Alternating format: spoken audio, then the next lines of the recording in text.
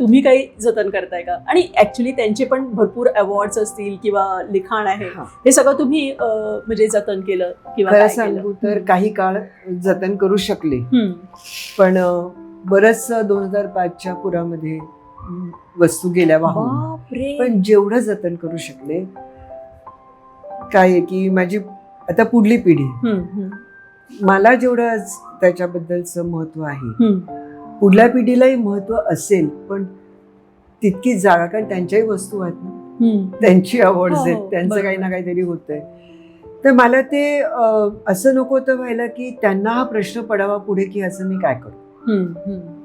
टाकून पण देता येणार नाहीये आणि जपून ठेवण्यासारखी जागाही नाही, मुंबईची आपली घरं माहिती. तर लकीली काय झालं की मी एकदा इचलकरंजीला गेले होते, तिकडे आमंत्रित होते आणि त्यांचं खूप मोठी लायब्ररी आहे.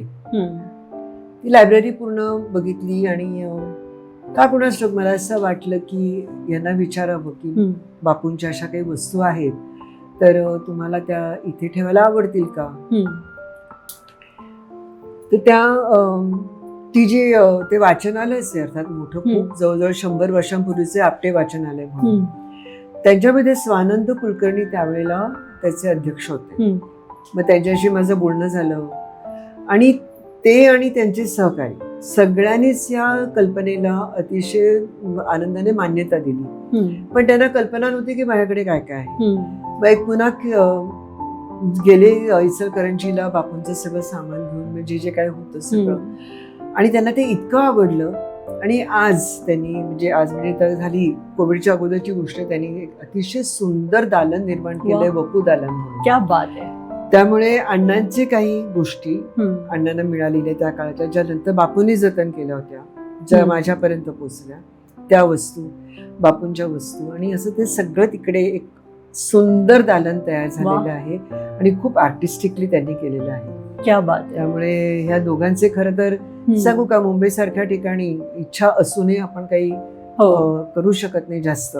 खरंय. त्याच्याकरता अशा काही संस्था लागतात आणि माझ्या नंतर सुद्धा अनेक वर्ष अनेकांना ते बघायला मिळेल. सो त्याचा मला आनंद जास्त आहे. म्हणून मी आता एक खूप औपचारिक होईल जर का असं मी म्हटलं की मी खूप आभारी आहे वगैरे, मी त्यांना अनेकदा म्हणून झालीये. पण आज इथे आता मला एक संधी मिळते आहे की इतक्या मोठ्या प्लॅटफॉर्मवरती मी हे आभार मानू शकतो, कृतज्ञता व्यक्त. बरोबर आहे. पण त्यांचं सुद्धा केवढं मोठं भाग्य आहे ऍक्च्युली की त्यांना हा सगळा ठेवा त्यांच्याकडे ठेवायला मिळालाय. हो, असं म्हणायला काहीच हरकत नाही. अख्ख्या महाराष्ट्राचं लाडकं दैवत आहे ते. त्यामुळे खूप छान.